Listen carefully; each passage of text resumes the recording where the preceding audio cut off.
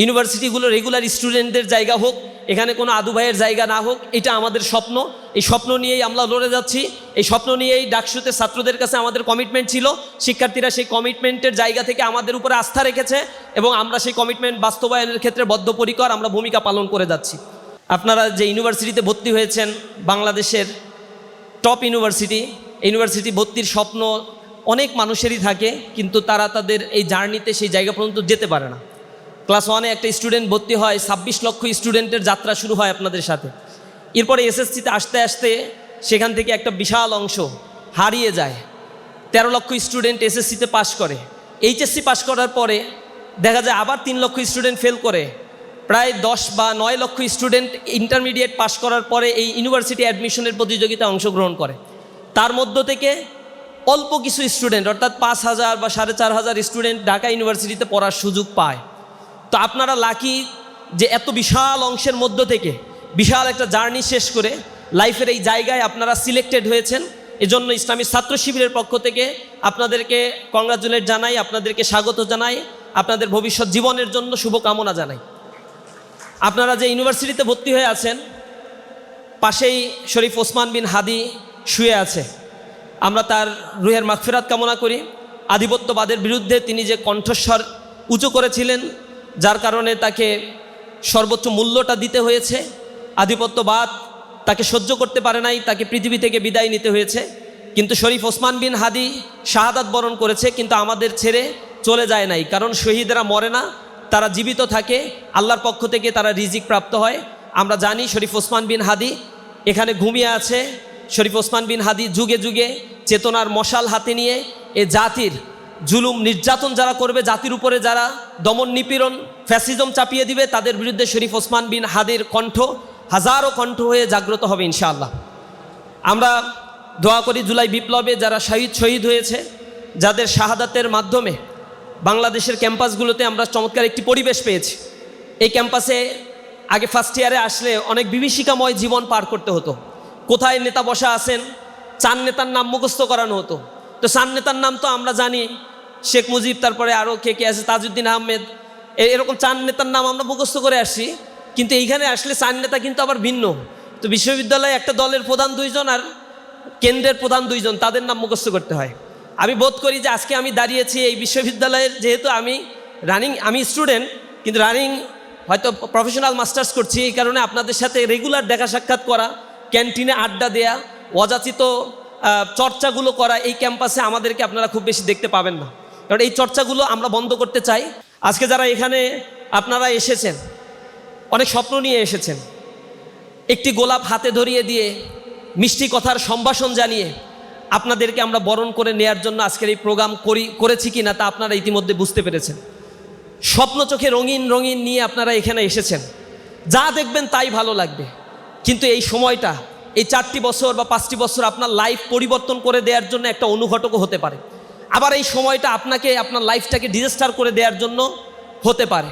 সুতরাং কোন রাস্তা আপনি বেছে নেবেন, আপনাকে সেটা বাছাই করে নিতে হবে। আমি ইসলামী ছাত্র শিবিরের পক্ষ থেকে একজন অ্যাম্বাসেডর হয়ে আপনাদের কাছে ছাত্র শিবিরের গুণকীর্তন করার জন্য এখানে দাঁড়াই নাই। আমার কি দোষ, আমার কি গুণ, সেগুলো বর্ণনা করার জন্য আমি এখানে আসি নাই। আমাদের আয়োজনগুলো এই নবীনবরণ আয়োজন, এ+ সংবর্ধনা, career counselling programme, career guideline programme, exhibition programme, talent hunt programme, আমাদের যত ক্রিয়েটিভ প্রোগ্রাম, সায়েন্স ফেস্ট আছে, এন্টারপ্রেনিয়ারশিপ ডেভেলপমেন্ট প্রোগ্রাম আছে, যত প্রোগ্রামগুলোই ইসলামী ছাত্র শিবির আয়োজন করে না কেন, এগুলো শুধুমাত্র করে এই রাষ্ট্রের জন্য, এই বাংলাদেশকে বিনির্মাণ করার জন্য। এ কারণে ইসলামী ছাত্র শিবির তার ভিশনের মধ্যে তারা লিখেছে, সমৃদ্ধ বাংলাদেশ গড়ার লক্ষ্যে সৎ, দক্ষ, দেশপ্রেমিক নাগরিক তৈরির অঙ্গীকার। এটা হচ্ছে আমাদের ভিশন। এই ভিশনটা আমরা লালন করছি এবং যুগের পর যুগ সেই ভিশন লালন করে শিক্ষার্থীদের কাছে ইসলামী ছাত্র শিবিরের অ্যাপ্রোচগুলো তুলে ধরার জন্য চেষ্টা করছি। আমরা একটি স্বপ্ন লালন করি, যেই স্বপ্ন হবে একটি সমৃদ্ধ বাংলাদেশের, যেই স্বপ্ন হবে মেধা, মনন এবং যোগ্যতার একটি কম্বিনেশন। এই বিশ্ববিদ্যালয় থেকে পাঠদান শেষ করে জাতির সেবায় তারা নিয়োজিত হবে। তারা বনখেকো হবে না, কোটি কোটি টাকা পাচারকারী হবে না, সম্পদ লুটপাটকারী হবে না। এই বিশ্ববিদ্যালয় পরিচালনা করতে গেলে রাষ্ট্রের যে পরিমাণ অর্থ খরচ হয়, সেই অর্থ খরচের জায়গার তার দায়বদ্ধতা তৈরি হবে। কারণ এই অর্থ আপনার নিজের টাকা দিয়ে এই বিশ্ববিদ্যালয়ে আপনি পড়ছেন না, আপনি যে হলে থাকছেন সেই বিশ্ববিদ্যালয়ে হলের ভাড়া আপনার কাছ থেকে পূর্ণাঙ্গভাবে নেওয়া হয় না, বা 10 ভাগের 1 ভাগও আপনার কাছ থেকে নেওয়া হয় না। সুতরাং বিশ্ববিদ্যালয়ের হলের জন্য যে বাজেট দেওয়া হয়, বিশ্ববিদ্যালয় শিক্ষকদের যে বেতন হয়, আপনার পড়াশোনার জন্য যে ধরনের খরচ হয়, তা সরকারের অর্থ মন্ত্রণালয় থেকে বরাদ্দকৃত শিক্ষা খাতের অর্থ থেকেই এটা অ্যালোকেট করা হয়। সুতরাং এই জায়গায় আপনার কিছু লায়াবিলিটি আছে, সেটা আমরা অনেক সময় ভুলে যাই, সুপিরিয়র কমপ্লেক্সে ভুগতে থাকি। এভাবে একটা জাতি কখনো সম্মুখপানে অগ্রসর হয় না। আমাদেরকে মনে রাখতে হবে আমরা কে, কেন এখানে এসেছি, কি আমার ডিউটি, কি আমার রেসপন্সিবিলিটি রয়েছে। আমার এই রেসপন্সিবিলিটির জায়গা থেকে আমার নিজেকে গড়ে তোলার জন্য চেষ্টা করতে হবে। একটা জাতি তখনই গঠিত হয় যখন সে জাতির মানুষগুলো সে জাতিকে ওন করতে পারে, যখন তার হৃদয়টা অনেক প্রশস্ত হয়, সুবিশাল ওই আকাশের মতো সকলকে ধারণ করার ক্ষমতা যখন মানুষের মধ্যে থাকে, তখনই সেই জাতিকে সম্মুখপানে অগ্রসর করার জন্য তাদের মধ্য থেকে কিছু নেতৃত্ব তৈরি হয়। আমরা বিশ্বাস করি আজকে যারা এখানে উপস্থিত হয়েছেন তাদের মধ্যে সে চেতনা জাগ্রত করার জন্য ইতিমধ্যে আমাদের প্যানেলিস্ট আলোচকরা যে আলোচনাগুলো করেছেন সেইগুলো থেকে আপনারা কিছু নিতে পেরেছেন। আপনাদের মনে রাখতে হবে আমাদের এই দেশটা দারিদ্র্যপীড়িত, অনেক কষ্টের মধ্য থেকে তাদের দিনাতিপাত করতে হয়। আমি এখানে দাঁড়িয়ে রয়েছি, যখন বাংলাদেশে এলডিসি গ্রাজুয়েশনের কথা বলা হচ্ছে, লিস্ট ডেভেলপ কান্ট্রি মানে উন্নীত হবে, তখন বাংলাদেশের জিডিপি গ্রোথ রেটে ভাটা পড়েছে। তখন বাংলাদেশে 6,40,00,000 মানুষ দারিদ্র সীমার নিচে বসবাস করছে। আমি যখন এখানে দাঁড়িয়ে কথা বলছি তখন মুদ্রাস্ফীতির ঊর্ধ্বগতির কারণে জনজীবন বিপর্যস্ত হয়ে পড়েছে। যারা দিন আনে দিন খায় তাদের জীবন অতিষ্ঠ হয়ে পড়েছে। যারা মিডিল ইনকামের মানুষ, অর্থাৎ যাদের আয় ইনকাম খুবই কম, তারা তাদের পরিবার পরিচালনা করতে গিয়ে অত্যাধিক কষ্টের মধ্যে দিয়ে জীবনযাপন করছে, অনেক বেশি স্ট্রাগল করতে হচ্ছে। এমন একটি সমাজ ব্যবস্থায় দাঁড়িয়ে আমরা কথা বলছি যে সমাজ ব্যবস্থায় ইনকাম ডিসপারশনের পরিমাণ অনেক বেশি, যে সমাজ ব্যবস্থায় রাষ্ট্রকে যখন কর্তৃত্বশীল মানুষেরা ওন করতে পারে না, সেই সমাজ ব্যবস্থায় দাঁড়িয়ে আমাদের জন্য অনেক বড় বড় স্বপ্ন দেখতে হচ্ছে, আপনাদেরকে স্বপ্ন দেখাতে হচ্ছে। অথচ আপনি তাকান আমাদের সমসাময়িক রাষ্ট্রগুলোর দিকে, যখন তারা স্বাধীনতা অর্জন করেছিল কিভাবে তারা উন্নতির স্বর্ণশিখরে আরোহণ করেছে। সাউথ কোরিয়ার দিকে তাকান, সেই দেশে আজকে কোথায় চলে গিয়েছে। অথচ 60-এর দশকে সাউথ কোরিয়ার ইকোনমিক ডেভেলপমেন্টের অনেক ইন্ডিকেটরগুলো ছিল, যে ইন্ডিকেটরগুলো বাংলাদেশের চাইতেও নিম্ন স্তরের ছিল। তাদের শিক্ষা খাতে ধারাবাহিক ইনভেস্টমেন্ট, তাদের জিডিপির 5.1% ধারাবাহিকভাবে শিক্ষা খাতে বরাদ্দ দেওয়ার কারণে আজকে তাদের অর্থনীতি কোথায় চলে গিয়েছে। আর বাংলাদেশের সবচেয়ে বড় বিশ্ববিদ্যালয় ঢাকা বিশ্ববিদ্যালয়ে একটা শিক্ষার্থী ভর্তি হওয়ার পরে তাকে হলে সিট দিতে পারে না, সারপোকার কামড়ে অতিষ্ঠ হয়ে জীবনযাপন করতে হয়, গণরুম গেস্টরুম কালচারের সাথে তাদেরকে অ্যাডাপ্ট করে চলতে হয়। সেই জায়গায় সরকারের যে কন্ট্রিবিউশন করার কথা ছিল, রাষ্ট্রের কর্তৃত্বশীল ব্যক্তিদের যে ধরনের এখানে গুরুত্ব দেওয়া দরকার ছিল, সেটা তারা করতে পারে না। দেশত্বপ্রেম আমাদের শিক্ষা প্রতিষ্ঠানগুলো থেকে শিক্ষকরা যেভাবে জাগ্রত করার কথা ছিল সেটা পারে না, এই কারণ দে আর করাপ্টেড।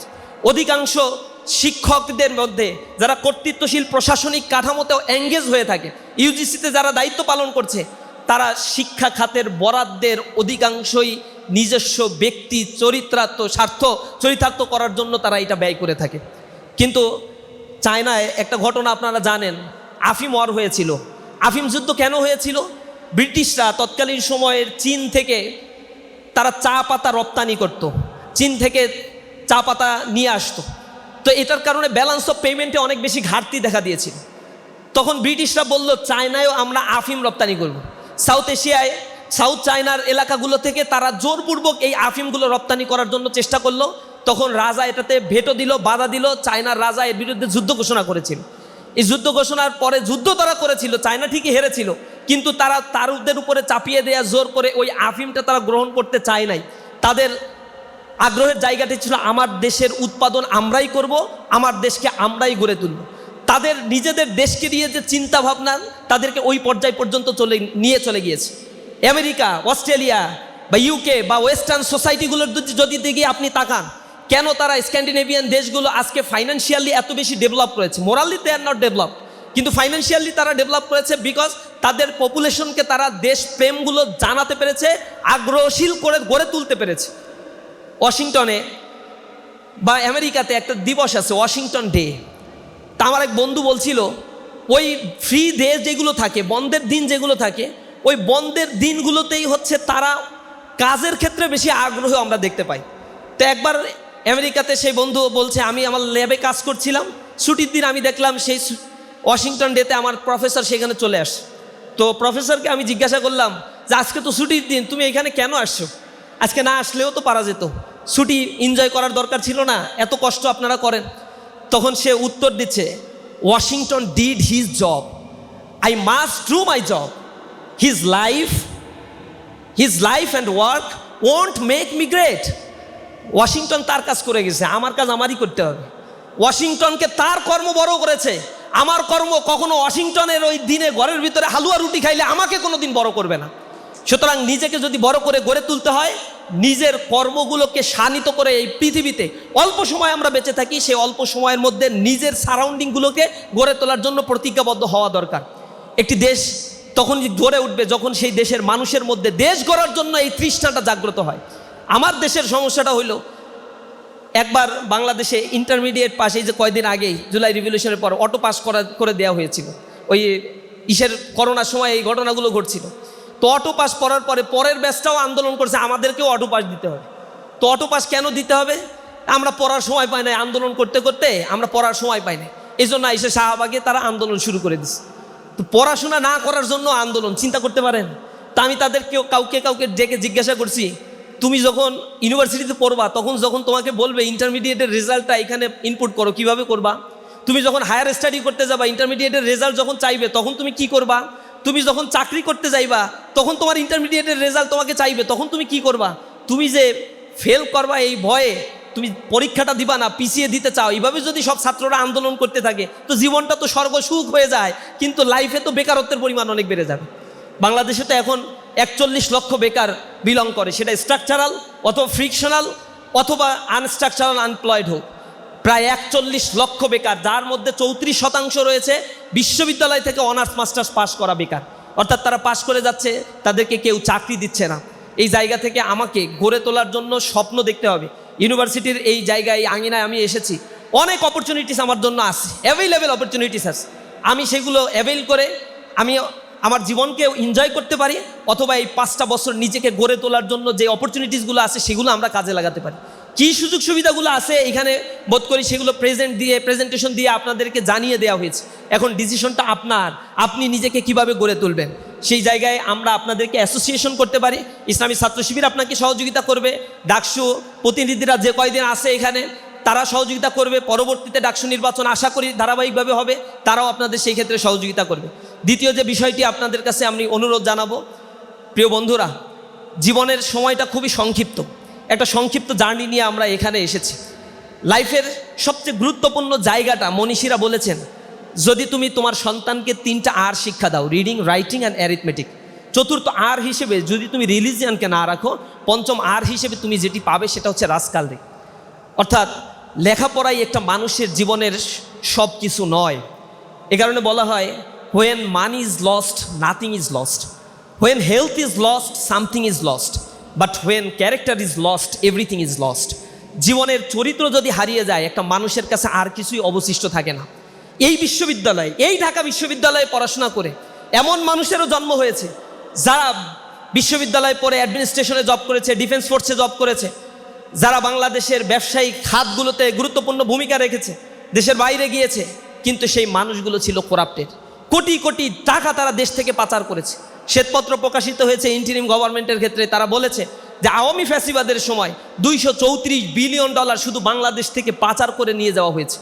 এই পাচারের অর্থগুলো হিসেব করে দেখা যায়, বাংলাদেশের যে ডেভেলপমেন্ট বাজেট হয়, যেটা অ্যানুয়াল ডেভেলপমেন্ট বাজেট যেটা করা হয়, সেই ডেভেলপমেন্ট বাজেটের 7 বছরের বাজেট কম্পাইল করলে যা হয় তা শুধু দেশ থেকে পাচার করে নিয়ে যাওয়া হয়েছে।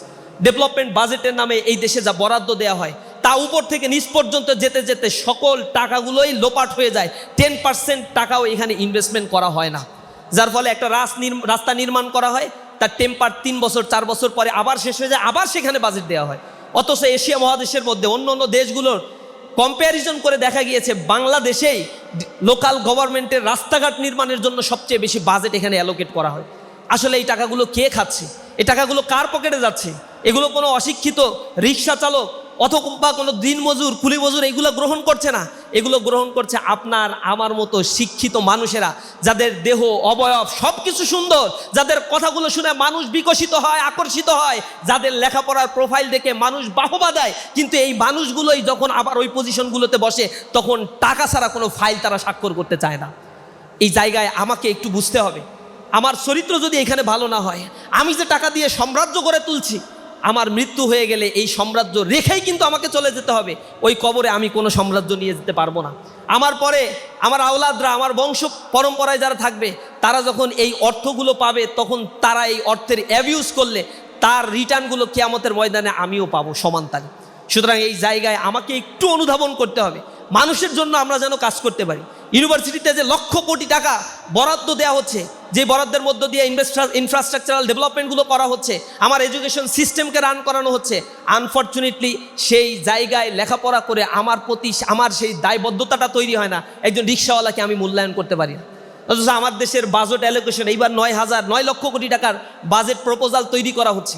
এই বাজেট প্রপোজালের মধ্যে 7 লক্ষ কোটি টাকা তারা সেপারেট করেছে যে এটা এনবিআর আয় করে দিবে তাদেরকে। এনবিআর কোথা থেকে আয় করবে? তার মধ্যে একটা হচ্ছে ভ্যালু অ্যাডেড ট্যাক্স থেকে, একটা হচ্ছে ডিরেক্ট ট্যাক্স থেকে, ইনডিরেক্ট ট্যাক্স থেকে। তো ডিরেক্ট ট্যাক্স বা ভ্যালু অ্যাডেড ট্যাক্সগুলো যেগুলো নেওয়া হচ্ছে, এটা কোথা থেকে আসছে? আমি ইউনিভার্সিটিতে পড়ি, আমার কাছ থেকেও ট্যাক্স নেয়। আমি গুলিস্তান থেকে কোনো কিছু কিনতে যাই, সেখান থেকেও আমাকে 15% ট্যাক্স কেটে নেয়। অর্থাৎ এই ট্যাক্সগুলো you are bound to pay, তোমাকে অবশ্যই এটা পে করতে হবে। আমাদের দেশের একজন দিনমজুর, কুলি মজুর, রিক্সা শ্রমিক সবাইকেই ট্যাক্স পে করতে হয়। সেই ট্যাক্সের টাকা থেকেই কিন্তু আমার এই রাষ্ট্র আমার জন্য বরাদ্দ দেয়, আর তা দিয়ে আমার লেখাপড়ার কার্যক্রমগুলো পরিচালিত হয়। সুতরাং সেই রেসপন্সিবিলিটির জায়গা আমাকে ধারণ করতে হবে। এই দেশটার জন্য আমাকে চিন্তা করতে হবে, দেশের আগামীর গড়ে তোলার জন্য আমাকে চিন্তা করতে হবে। সেটা আমার উদাত্ত আহ্বান থাকবে। সর্বোপরি আমি এতটুকুই আপনাদের কাছে অনুরোধ জানাই যে ধর্মেই থাকুই না কেন, আমরা আমাদের ধর্মীয় অনুশাসনগুলো যেন মেনে চলি। ধর্মীয় অনুশাসন মানুষকে কখনো খারাপ বানায় না। যে ব্যক্তি ধর্ম মেনে চলে, সেই ধর্ম মানুষকে মহৎ বানায়, উন্নত বানায়। ধর্ম মানুষকে খারাপ কাজ থেকে বিরত থাকতে ইন্সপায়ার্ড করে। এজন্য ধর্মের অনুশাসনগুলো মেনে চলার জন্য আমাদেরকে চেষ্টা করতে হবে। আমাকে মনে রাখতে হবে আমার জন্য যে সময়গুলো আল্লাহ রাব্বুল আলামিন বরাদ্দ দিয়েছেন, আল্লাহ রাসূল বলেছেন যখন মানুষ মৃত্যুবরণ করছে তখন সেই মানুষগুলোর সব আমলের দরজাগুলো বন্ধ হয়ে যাচ্ছে। মৃত্যু প্রত্যেকের জন্যই নির্ধারিত, এটা আপনাকে করতেই হবে। সেটা আপনি ইউনিভার্সিটিতে পড়েন, শিক্ষিত হন, অশিক্ষিত হন, যাই হন না কেন, মৃত্যু আপনাকে তাড়া করবে। আইনামা তাকুন ইউদরিকুকুমুল মাউত, তুমি যেখানেই থাকো না কেন মৃত্যু তোমাকে তাড়া করবেই। সুতরাং আপনাকে যেহেতু পৃথিবীতে আনা হয়েছে, এই পৃথিবীতে আনার পরে আপনাকে নির্ধারিত একটা সময় বেঁধে দেওয়া হয়েছে। এই সময় এটার জন্য দেওয়া হয়নি যে আপনি এই রাষ্ট্রে থাকবেন, এই পৃথিবীতে বসবাস করবেন আর ই ড্রিঙ্ক অ্যান্ড রিম্যারি, আপনি খাই দাই ফুর্তি করে এই পৃথিবী থেকে আপনি চলে যাবেন। এজন্য এই পৃথিবীতে আপনাকে সৃষ্টি করা হয় নাই। এটা ওয়েস্টার্ন ফিলসফি। ওয়েস্টার্ন ফিলসফি এই রাষ্ট্রকে ধর্ম থেকে আলাদা করে তারা শিখিয়েছে আমরা যা চিন্তা করি, গবেষণা করি, এটাই হচ্ছে লাইফ লিড করার একমাত্র way. But this not actually the way of your life. Western philosophy আজকে ব্যর্থ হয়েছে। সেখানে 46% আমেরিকান নাগরিক they don't know who is their father. সুইডেনের অন্তত 72% people they don't know who is their father. Scandinavia, Baltic অঞ্চলের দেশগুলো যান, জার্মান, জাপানে যান, সেখানে তো সিঙ্গেল মাদার কনসেপ্টকে প্রমোট করা হয়েছে এবং বাবার পরিচয় বাদ দিয়ে মায়ের পরিচয়ে সন্তানকে বড় হওয়ার জন্য আইন পাশ করে তারা তাদের নামের পেছনে, নামের পাশে আপনার বাবার নাম লেখা হয় আর তাদের নামের পাশে তাদের মায়ের নাম লেখা হয়। সন্তান জন্মগ্রহণ করার পরেই তার মায়ের চরিত্র সম্বন্ধে সে ভালোভাবেই অবগত হয়। সেখানে সোসাইটি এত বেশি করাপ্টেড হয়ে গিয়েছে, মোর দ্যান 50 কান্ট্রিজ তাদের মধ্যে রয়েছে, তারা হচ্ছে নেগেটিভ পপুলেশনের দেশ। অর্থাৎ তাদের এত অপরচুনিটিস থাকার পরেও, চোখ ধাঁধা এত এত এত কিছু জৌলসতা থাকার পরেও এই পৃথিবীতে তাদের জন্মগ্রহণ করতে, তাদের পরবর্তী প্রজন্মকে তৈরি করতে তাদের আর আগ্রহবোধ জন্মাচ্ছে না। এর কারণটা কি? ঐশ্বর্যতা, সম্পদ, প্রাচুর্য মানুষকে কখনো মহৎ করতে পারে না। মানুষ মহৎ হয় তখনই তার ভিতরে যখন ইটার্নাল বিউটিটা থাকে। সেই বিউটিটা নিয়ে যেন আমরা নিজেদেরকে গড়ে তুলতে পারি। আল্লাহ বলছেন আল্লাযী খালাকাল মাউতা ওয়াল হায়াতা লিয়াবলুয়াকুম আইয়ুকুম আহসানু আমালা। তিনি হচ্ছেন সেই সত্তা যেমন যিনি জীবন এবং মৃত্যু আর এর মাঝখানের যে সন্ধিক্ষণ, এই সন্ধিক্ষণকে যিনি সৃষ্টি করেছেন শুধুমাত্র এটাই জেনে নেয়ার জন্য, আইয়ুকুম আহসানু আমালা, আমলের দিক থেকে তোমরা কে উত্তম। আমরা যেন আমাদের চমৎকার কর্মগুলো দিয়ে এই সমাজকে গড়ে তুলতে পারি, এই রাষ্ট্রকে গড়ে তুলতে পারি, মানবতার জন্য কাজ করতে পারি, মানুষের জন্য হয়ে উঠতে পারি। এই ইউনিভার্সিটিতে আসার পরে এটাই যেন আমাদের প্রতিজ্ঞা হয়, আপনাদের ভবিষ্যৎ জীবনটা যেন সুন্দর হয়। ইসলামী ছাত্র শিবিরের পক্ষ থেকে সকলের জন্য আন্তরিক অভিনন্দন এবং শুভেচ্ছা জানিয়ে আমার কথা এখানেই শেষ করছি। আসসালামু আলাইকুম ওয়া রাহমাতুল্লাহি ওয়া বারাকাতুহু।